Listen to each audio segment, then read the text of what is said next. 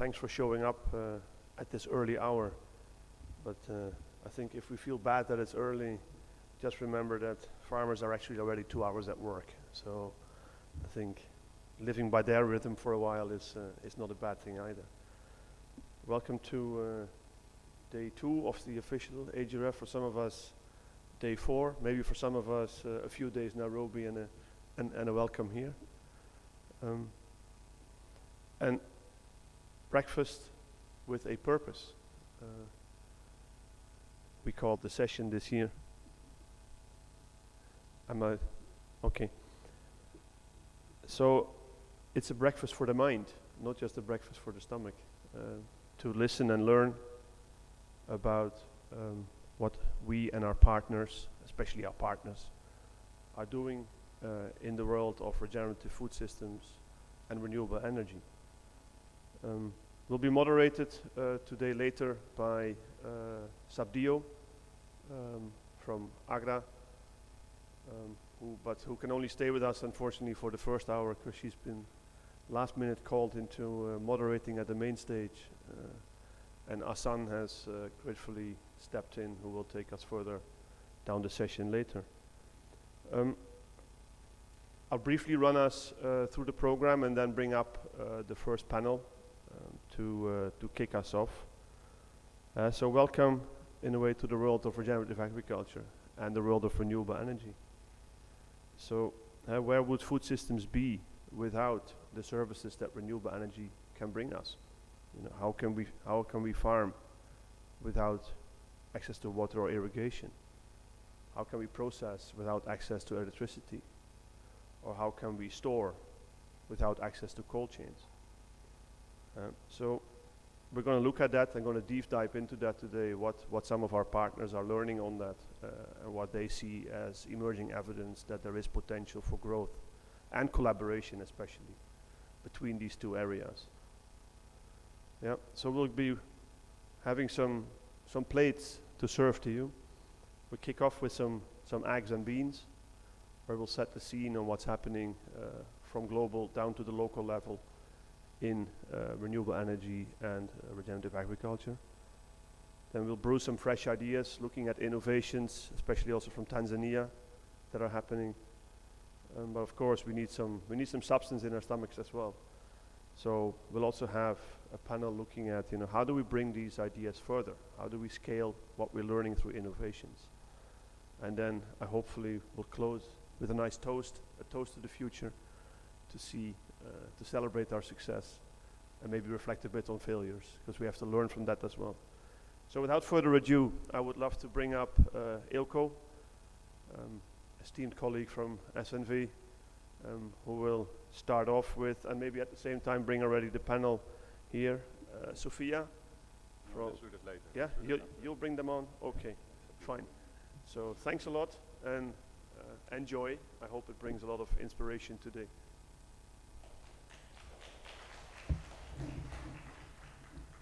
Thanks, Nico. My name is Ilko. I'm the global lead on markets and investment with SNV. A few remarks from my side to frame this session. And this session actually is inspired by a couple of organizations and initiatives. And first of all, that includes the Regen 10 initiative.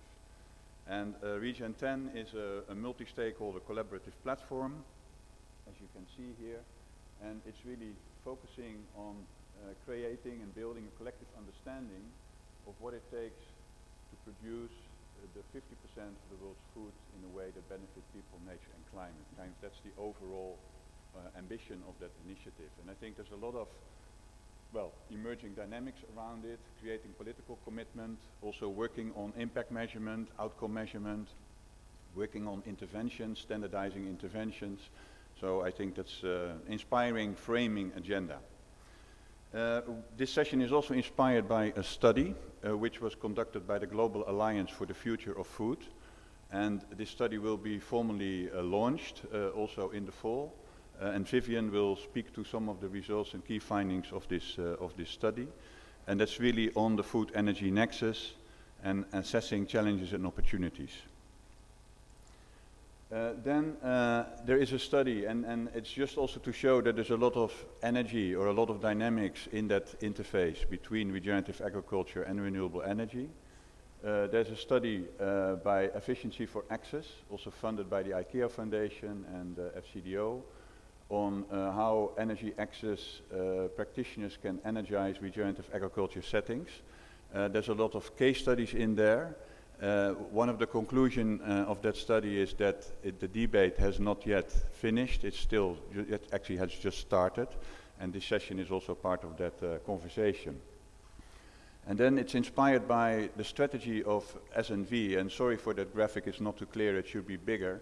But basically the key point is that as SNV we are working on, that nexus basically, transformation of agri-food, energy and water systems and the way they relate to each other, with in the end the purpose to enable sustainable and more equitable lives for all. So that vision is also articulating the increased ambition towards that nexus. So, well, maybe I should be short here, Regen 10, maybe just highlight the text in bold. So, the food system through regeneration, the opportunities and challenges are quite clear, but it's really about the pathway to scale and accelerate this transformation, and that's where the ambitions should be.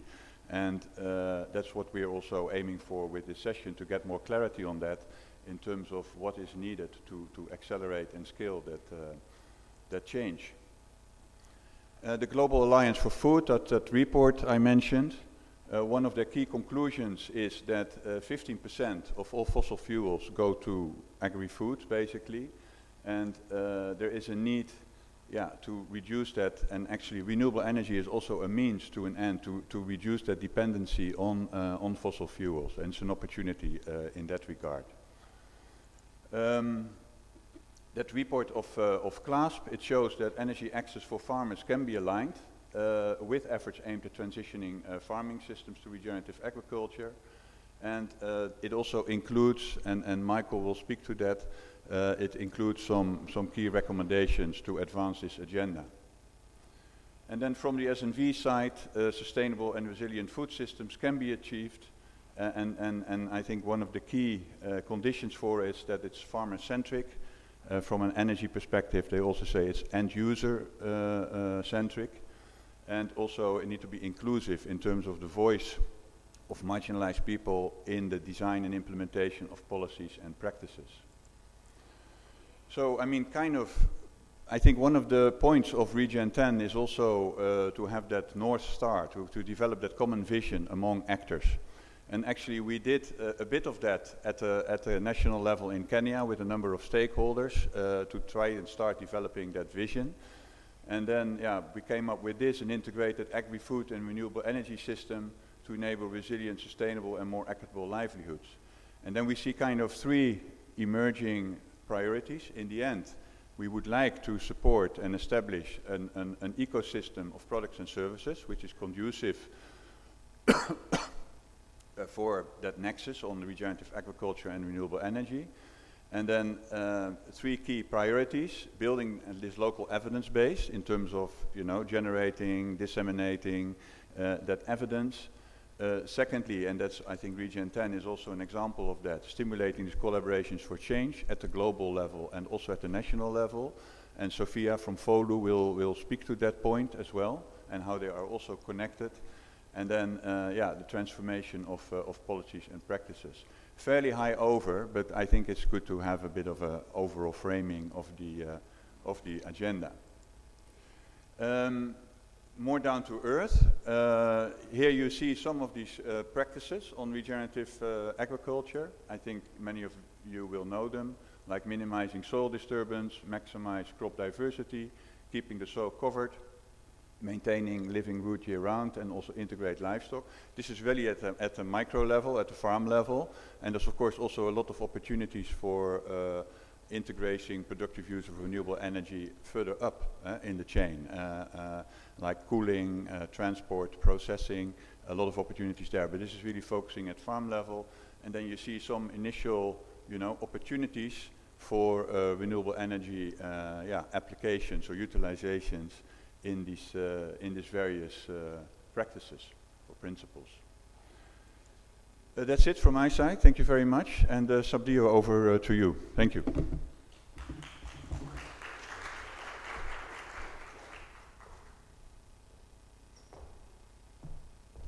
Thank you very much, Elko, and good morning. Good morning. Thank you. That is a bit more energy because we are talking about renewable energy, isn't it? And productive use of renewable energy and food systems. So, first of all, let me thank, thank you. Let me thank Elko from SMV and Nico from IKEA Foundation for inviting me to moderate this session. It's really an exciting session because we know that there is no food systems that can function, that can operate without energy, without renewable energy, without productive use of energy. So I think this nexus is so critical. And I'm glad that we are exploring that further with a team of experts today. So after those remarks from Elko and Nico, interestingly, both of them my former colleagues and friends, I'm going to invite now to the panel the following to help us dig deeper into these issues, these key concepts, these key practices that have been raised through the opening remarks. So please allow me to invite Sophia Ahmed from FOLU. Sophia Ahmed leads the Food and Land Use Coalition. Coalition's Ethiopia platform is hosted as part of the World Resource Institute, Africa, which supports transformational change in Ethiopia's food and land use systems by strengthening the scientific and economic evidence base for policy reform. Welcome, Sophia. Our next panelist is Vivian Madueke from GAF. Welcome, Vivian. Vivian is a management consultant with deep expertise in sustainable food systems and international development. Her work currently focuses on integrated policies and practices on food, climate, and health. She is a program coordinator, Climate and Health for Global Alliance for the Future of Food, an alliance of philanthropic foundations. And our third panelist is Michael Miner. Michael Miner is from Root Capital. Sorry, no. Michael Miner is not from Root Capital.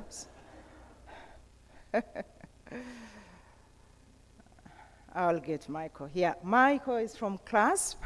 Michael is a senior associate supporting research activities under CLASP Clean Energy Access Portfolio. Michael has a keen interest in productive use of renewable energy in agri-food systems and is currently leading the design of an IKEA Foundation supported program to accelerate the uptake of productive use of renewable energy technologies and equipment to improve the livelihoods of smallholder farmers in Kenya. Thank you so much. Let's give a round of applause to our panelists, and we energize them to give us their insights. So I'm going to start off with Sophia. Sophia from Region 10 and FOLU. So could you kindly share with us some of your key insights from Region 10 and FOLU on the role of regenerative agriculture for a food systems transformation? So let me just, I'll repeat the question, but let me just give you a bit the rules. So we're going to have 3 minutes intervention initially for each of you, and then we will take it to the audience, we'll take questions, and then we will bring it back to you again, yeah? Okay, so Sophia, back to your question. What are some of your key insights from Region 10 and FOLU on the role of regenerative agriculture for a food systems transformation? So you have a mic, you can click on. Yeah, okay, thank you. Good morning to all of you. Happy to be here to share our experience. both on Region 10 and follow. I confess that I'm more of Ethiopia local follow, so I will be giving a bit on Region 10. Because we both, trying to address the issues of regenerative agriculture, both from global perspective and as well as, me working very on the Ethiopian context. Yes, it is true, regenerative agriculture can play a very important role in terms of our food system transformation.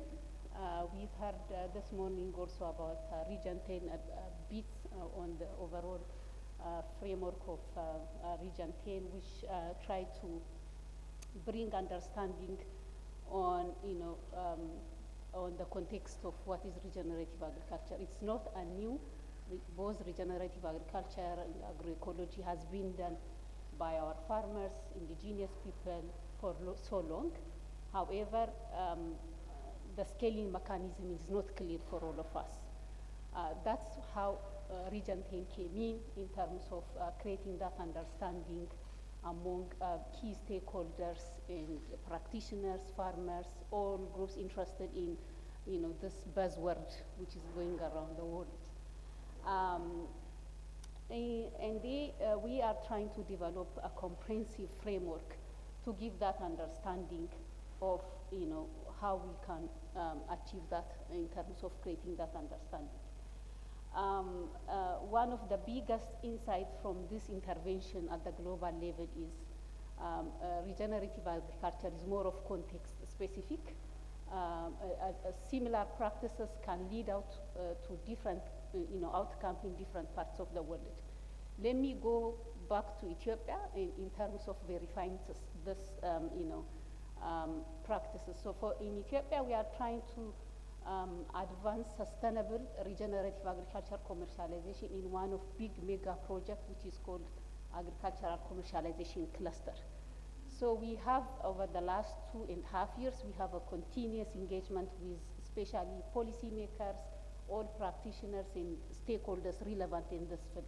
So I will be pointing 4 points that, insights from Ethiopia. One is there is consensus that we need to develop a specific context definition for Ethiopia, and that's how we did it, and we came up at the end of June at a national workshop led by the Minister of Agriculture that there is consensus to name our intervention sustainable regenerative agriculture. So the Minister of Agriculture said we need to bring all our stakeholders, give definition, and we want to name it, and they name it sustainable regenerative agriculture commercialization in Ethiopia. This is one thing that, once we have the definition, once the naming, and then we continue working on that space. Second is there is also consensus from over the last 2 years that we need to come up with specific policy practice change from incremental to transformational. So there is a big focus from all decision makers. Our engagement is at policy level with state ministerial level that we are not going to compromise productivity. So there is a big push that we need to maintain our agricultural yield and gradually reduce external use of input. We cannot dramatically change to organic farming or whatever we call it that compromise yield in our land. So that's one of the things that is coming from insights from Ethiopia. They knew the benefit of regenerative agriculture, but they are saying we don't want to totally compromise yield. The other thing is we need to combine the different aspects. There is a detailed discussion around that one. So there is consensus again to combine the different aspects of regenerative agriculture, sustainable agriculture, climate smart agriculture, and nutrition sensitive agriculture. So these are all have benefits, so we need to focus on our local problems and pick all those that benefits our context. For instance, nutrition is one of the gaps, land degradation, soil acidity, all those things. From those interventions or practices in Ethiopia, we need to pick that benefits our problem, give solution to our problem. That's one of the insights that from our intervention. So there is also consensus that we need to pick some crops and focus on certain practices. We cannot take all at the same time. Those are few insights that I really want to share in. Thank you. Thank you. Thank you very much, Sophie. That's fantastic inputs, and she's raised a number of key pointers. I think, first of all, they need to create understanding the fact that regenerative agriculture is very context specific, and Ethiopia is really trying to define their own context and giving it their own unique name. Yeah, that's critical, and defining policies and practices that then align or advance the context-specific practices, and of course the fact that there are different aspects of regenerative agriculture that need their own specific practices and incentives to go with that. Thank you so much, Sophie, for that. We'll come back to you later with the questions from the audience. So for now, let's move on to Vivian Madueke from GAV. And Vivian, it would be great if you can share with us, based on your study, some of the key findings on the nexus between regenerative agriculture and productive use of energy. Thank you. Sure, thank you very much. Vivian Madueke, and I work for an organization called the Global Alliance for the Future of Food. And we try to use the word GA instead of GAF. You can try Googling what GAF means, but we're GA in short. And we are an alliance of several philanthropic foundations. IKEA is one of them, Rockefeller, Oak Foundation, and others, who have come together to strategically change food systems, the narrative, pulling together resources, networks to transition to the future of food that we want. Now, one of the reasons why we did this research was because the COP28 presidency is currently hosted by UAE. And as we know, UAE is a major oil producing state. So we saw this as an opportunity to connect the food and energy systems because in global fora, you have to make use of strategic opportunities to relay your messages. So I'm going to share 4 things that we are finding out from our research. We're going to publish this research in October, so be on the lookout for it. One key message that we're getting is that food and energy systems are intertwined, and 33% of greenhouse gas emissions are from food systems. 1/3 of energy used globally is in food systems, and 15% of fossil fuels are used in food systems. So that shows us that these two systems need to be addressed alongside, and it's not possible to transition to the food systems we want without thinking about phasing down fossil fuel use. And at the same time, if we want to phase down fossil fuel use, then we need to also consider food systems transformation. So that's one key message I want us to leave this event with. The second one is that, as we know, fossil fuel was one of the primary drivers of climate change. And our current food system is not just heavily dependent on fossil fuels, but the energy intensity is so high. Some of the drivers of this energy intensity is mechanization, which is not always a bad thing. And we're going to talk about that. How do we mechanize in ways that does not repeat the mistakes that we've done in the past? So mechanization is one of them. Also, use of fossil-based inputs, supply chain, globalized supply chains, and also diets. Now, one of the things we found from our research was that 42% of the total energy use is used in processing. And we're having more and more foods moving from minimally processed to ultra-processed. And that means an increase in use of energy.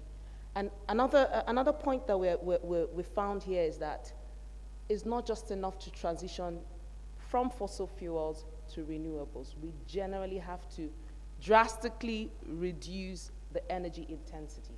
If we don't do this, we're going to have unintended consequences. And we're seeing that in several spaces, for example, in the bioenergy space.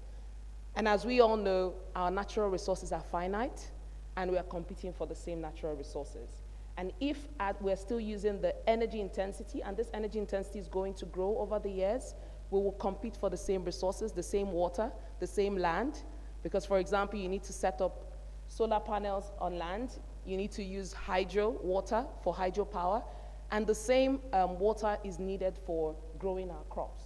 So how do we ensure that we transition in ways that does not significantly compete with food production? And we can only do this if we drastically reduce the energy intensity of our food system. And we can talk about that a little bit more on how do we do that. The third message I want us to leave here with is that everybody knows that over the years there will be a clamp down on fossil fuels. And also the investors know this.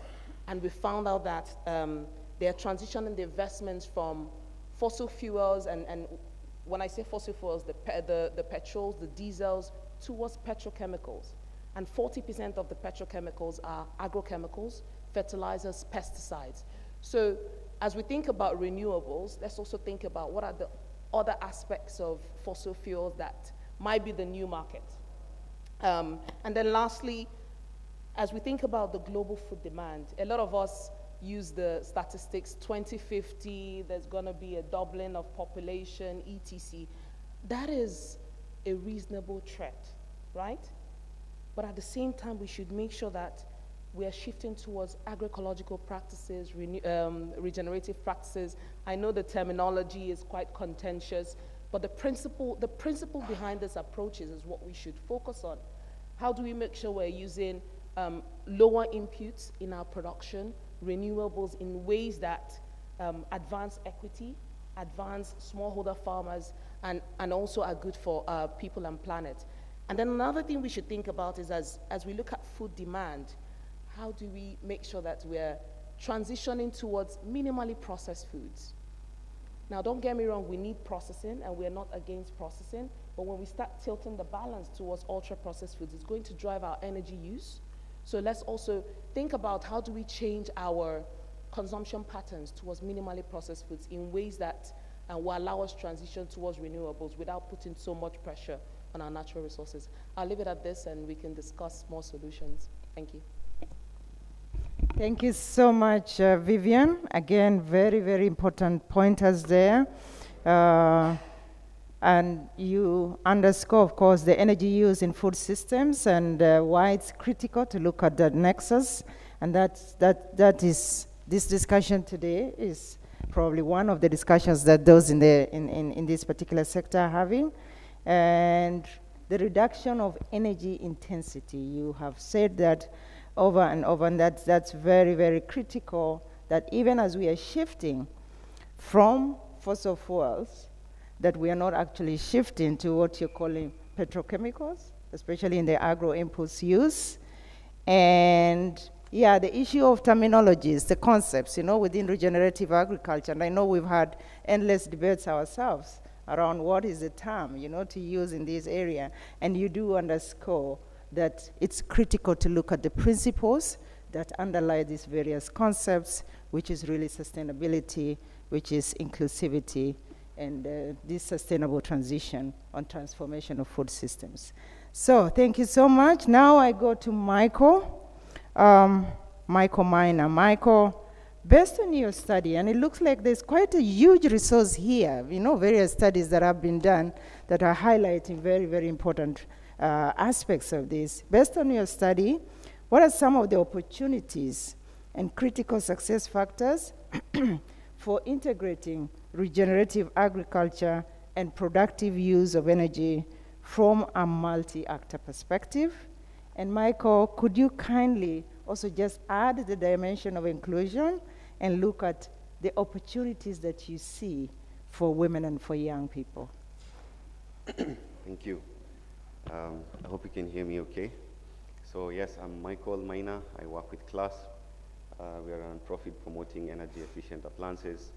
And I know you're wondering where the Efficiency for Access Coalition comes in, but I wanted to mention that CLASP is co-secretariat of the Efficiency for Access Coalition, a coalition with an aim to double the efficiency of the appliances that we use in our everyday lives, and also increase affordability or lower the prices of these appliances. And we have been working a lot in this space, working on productive use of renewable energy, and why there is this big buzzword, we can call it buzzword in the energy space, productive use of renewable energy, is because Africa and primarily sub-Saharan Africa, energy access has been quite low.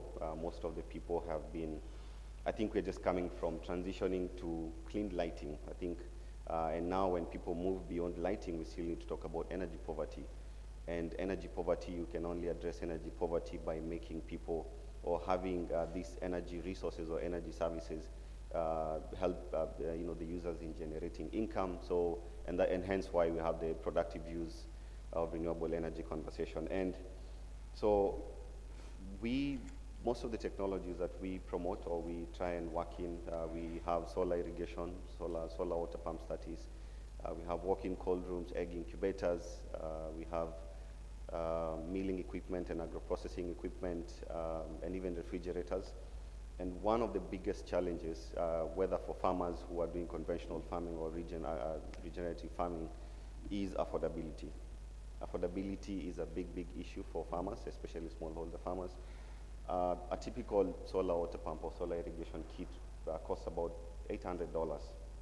$800 is a big investment for an average farmer, and what we try to do is make sure that, well, how can we lower these technologies? And we have programs like like results-based financing, and trying to bring the private sector, especially commercial banks, microfinance institutions, and I'm really glad to see the work that AFEX is doing, and Axeli Africa, and yeah, just trying to lower the cost of these appliances. But we obviously have some challenges that along this the work that we do to try and address this affordability.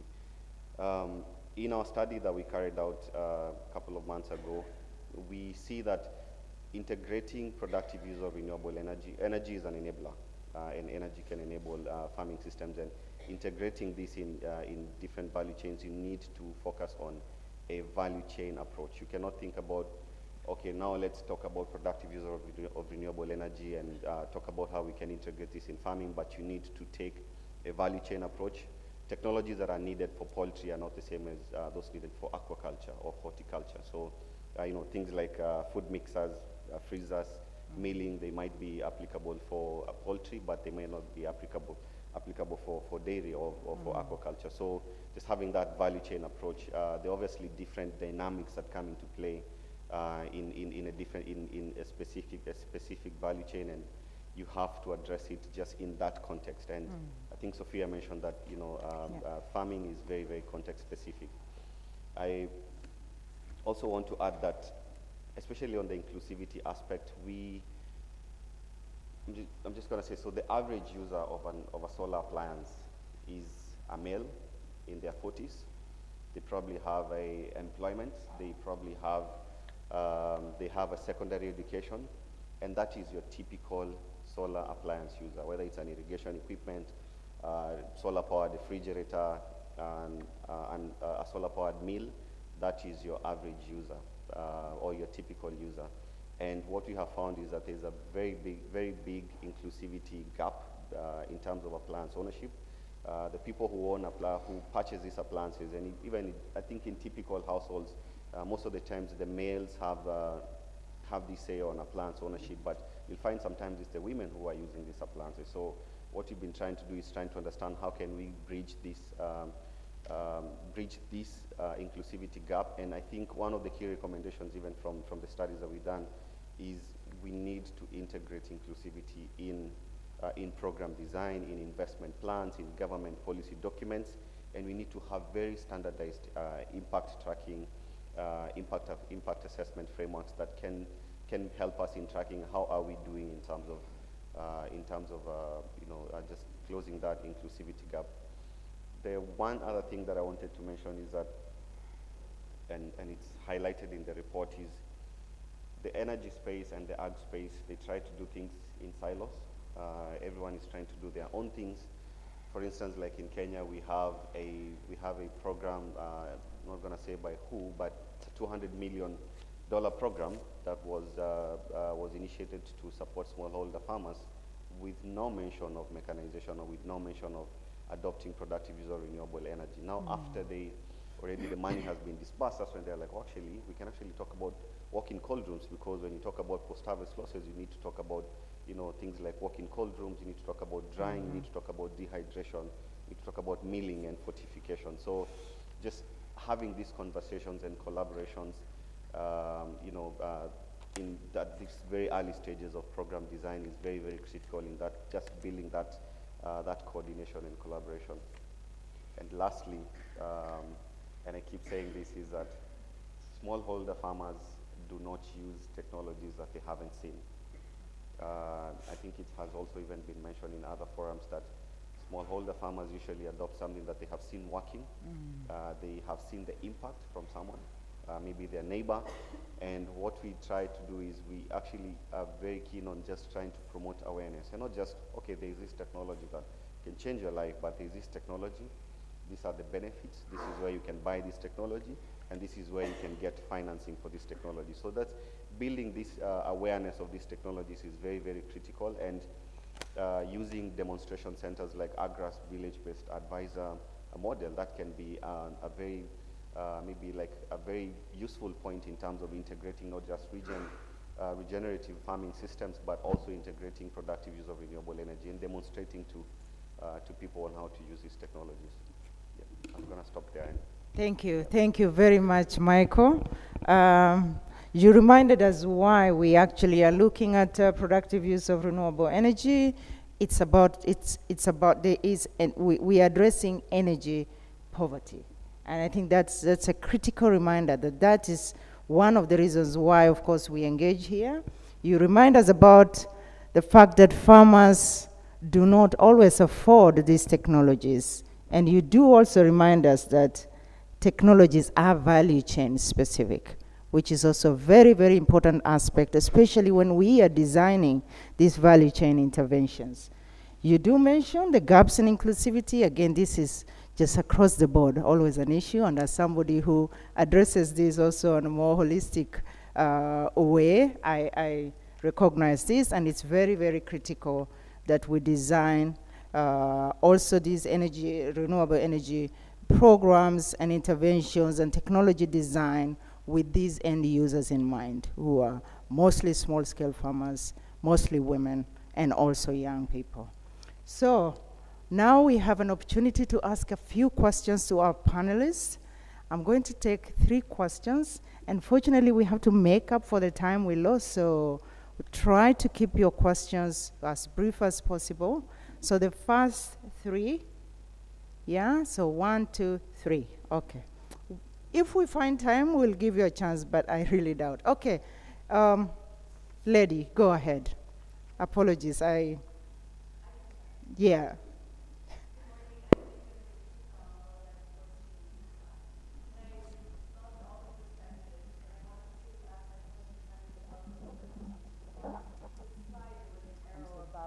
Good, thank you so much. There was an arrow about generating evidence, and I was just wondering where Regen 10 is in terms of identifying those key indicators to measure, because you talked about so many issues from energy to equity, and so where is Regen 10 in the process of identifying those indicators for impact?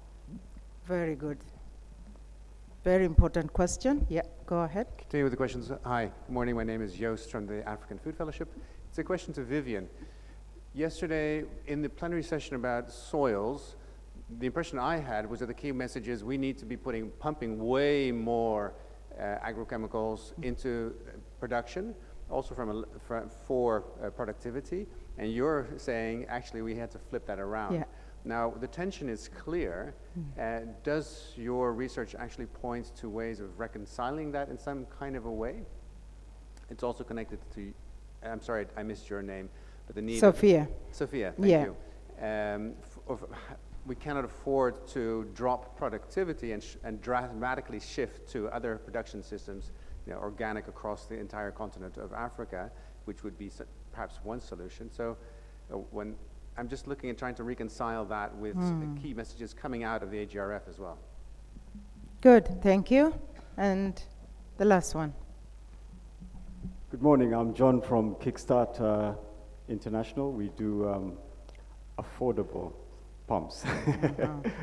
So anyway, I think my question is, and you pointed out something very key, Mr. Maina, about the silo mentality.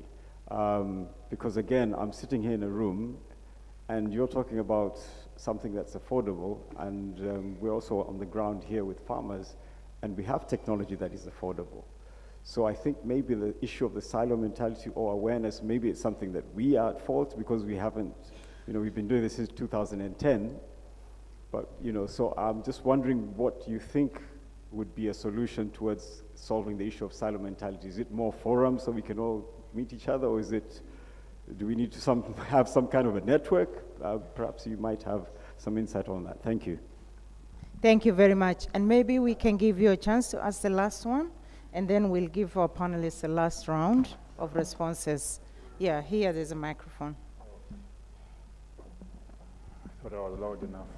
Okay, my name is Brian. I work with Power for All. We're working to end energy poverty, and this year we're leading a call to action on decarbonizing agriculture. So I'm very happy to hear what Vivian and Michael said, because for a long time, and I mean, it was evident yesterday in the civil society forum that energy and agriculture rarely meet. So I'm happy that we have a small echo chamber here. Yeah. But then how do we get outside this room and get more food systems people interested in renewable energy, but also involving the governments? We've looked at the agricultural plans of 54 nations in Africa, and only 6 mention set targets for utilizing renewable energy to transform agriculture. So how do we bring governments on board?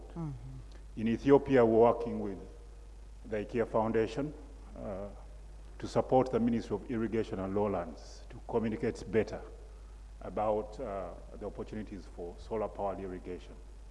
But that is just a start.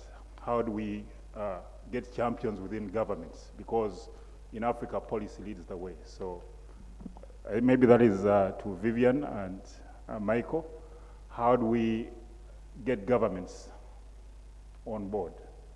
And that all calls for so many things, prioritization of funding, subsidizing end user access, to mention but a few. So anyway, yeah, that's what I needed to mention. Thank you very much. Fantastic question.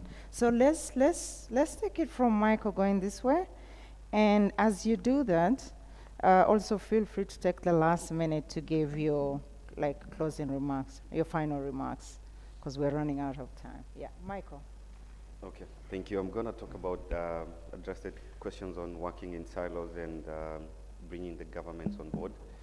So what we have found is that I think when we have partners like IKEA Foundation who have been trying to bring these 2 sectors together, and I think this is very much needed because today, regenerative agriculture is mostly driven by foundations, by the non-profit, by the civil society. It's not really a government or public sector-led conversation, and I think there is an opportunity in just these civil society organizations trying to drive these conversations. The challenge I think we have is that just showing, especially the energy space is very much private sector-led, and when you have the private sector is obviously thinking about money. And one of the challenges that people don't want to engage in things like regen agriculture because they don't know the benefits. And one of the things that we have found is that something like regenerative agriculture for a farmer, it translates to increased resilience. This farmer is going to be performing better than other farmers, especially during climatic shocks. So when you show people that actually if this farmer is paying your product on a pay-as-you-go, they actually have a better chance of them paying you back. And not defaulting on their product. So I think these conversations need to be had a lot more and people working together because it's a big mountain as we mentioned here. We have the panel talking about increased fertilizer uptake, and obviously fertilizer is from these petrochemicals, and the herbal process is very much carbon intensive. So how can we be able to have more scale or have more impact instead of just chipping away one solar panel at a time? So we need to bring these conversations at very high level delegates. And The other thing I wanted to mention, especially for governments, as you said, Brian, is sometimes, yes, I understand governments are struggling. Well, we want to feed your people. You want to, like in Kenya, sometimes I listen to the government and I'm like, well, you want to talk about climate change, but at the same time, you want to talk about, a lot of fertilizer use, fertilizer subsidies. Yes, it's about food security, but there are things that the government can do to try and show that, well, actually, we are very much in this conversation and we want to push for this. And one of the examples I really like highlighting is, for instance, in Kenya, and that enabling environment is very keen. In Kenya, the average price of, let me say, a sun culture pump in Kenya costs about $800, but the same pump costs about 2.5 times the price in Ethiopia. Why is that? Because, well, you have, obviously, there's a logistical aspect of it, but the taxes and levies that are imposed on this technology. So you can talk about mechanizing, about supporting, irrigation, but then again, the taxes on the products that are coming into the market are ridiculous. So just having the government, having these communities of practice and pressure groups that can help to try and drive the conversation to the government, like, hey, you want to address food security? These are some of the walls that you need to break down. So, yeah. Thank you very much. Vivian? A very interesting question about the session yesterday on soil health. I attended the session. And one of the things we should pay attention to is narratives. In fact, last year we did a work on the politics of knowledge. Whose narrative matters? What research matters? And where is the research coming from? And even the last speaker talked about it. Where's the data coming from? The data on the impact on fertilizer impacting food prices. There could have been other drivers. So that's something we should think about, and something we as a global alliance, our members are strategically working on. How do we change that narrative? Because there is data that shows that there isn't a significant difference in yield when it comes to the conventional agriculture and regenerative and agroecological practices. In fact, there is more convincing evidence that is coming out now, which we are going to push as hard as possible, because if we don't push that message, then the conventional narrative is going to be, we need fertilizers to feed our people, and that's not the case. That's not the case. So this is back to what research are we relying on, what metrics are we using, and secondly, another thing we need to also pay attention to is with food, the focus on just productivity is not getting us anywhere. We need to think beyond yields in terms of calories, to think about how is the food production system encouraging health, our health, but also the health of the planet and the health of people. Because even currently, when we look at the application of fertilizers, it's mostly in commodity crops. How do we move away from that towards diverse food systems that, when we're thinking about soil health, we're not thinking about inorganic fertilizers. We're thinking about how do we use organic sources to rebuild, to regenerate. The theme for today is regenerate. And one way to do that is to utilize the natural resources we have already, to bolster the soil we have, to bolster the resources we have, and even our food system. So the long and short of my message here is, let's change that narrative. And also the research is already out there. In addition to that, we're also trying to galvanize philanthropic support, coordination, and commitment towards regenerative and agroecological approaches, because we need investment towards research, we need investment towards communication, we also need investment towards implementation. And then I'm going to address the question that Brian asked about governments and having renewables in their food plan. Now, this only starts when governments have food systems in their climate action plans. Now, if they have NDCs and food system is not mentioned there, and renewables are not mentioned there, then it's less likely going to reflect in their local regulations and local policies. So the first step is, as they are setting targets, revising their NDCs, they should have food systems within that, and hopefully renewables should also come within that space. And also have communication, make sure that both sides of the divide are communicating, and that's the purpose of our report, to create that awareness, to create that sensitivity that food is not just another aspect that is integrated within energy systems. I'll leave it at this. Thank you very much, Vivian. And Sophie, quickly. Okay, two things. One on indicator. Since for us we focus on practices, best practices that has been very well working in Ethiopia. In terms of developing even the indicators, there is also consensus to focus on those best indicators from those projects that has been working in Ethiopia. I will be talking later on the pure linkage, which is not coming as a best practices in Ethiopia because we are not yet there in terms of using productive renewable energy in Ethiopia, which is what should we need to happen in terms of moving to commercialization. So the indicators is also being part of those. We are very much specific in Ethiopia. We picked 5 crops. We picked commercialization. We are in the government space rather than in NGOs space. So we picked big mega project of the government, which is almost in 365 waradas. So we are operating in that space where we are entertaining all those things. So the indicators is also being developed through a big stakeholders consultation. In terms of, again, the gradual shift, if there are projects very well documented in terms of giving productivity or increasing productivity of organic farming in Ethiopia, other NGOs has been working in other spaces.